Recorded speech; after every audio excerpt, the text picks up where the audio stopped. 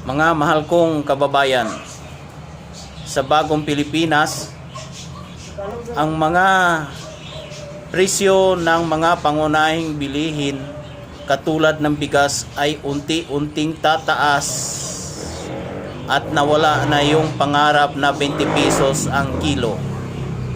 Sa bagong Pilipinas, malapit na mag-100 ang kilo ng bigas, lalo na ang mga abono, ang mga panggasto sa bukid, krudo ay magsisitaasan. At ang mahihirap ay lalong maghihirap. Ang sabi nga ni Atty. Gadon, tumaas ang produksyon ng palay pero hindi natin ramdam ang pagbaba nito.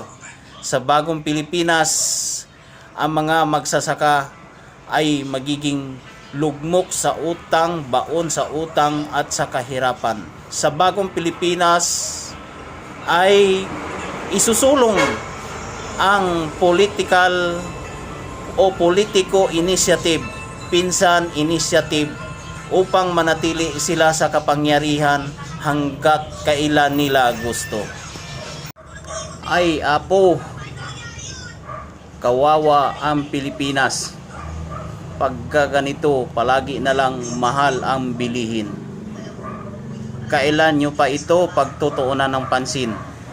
Kung patay na kaming lahat na mahihirap at wala na kayong mapanginabangan sa amin, sana umaksyon naman kayo. Maawa kayo sa aming mga mahihirap.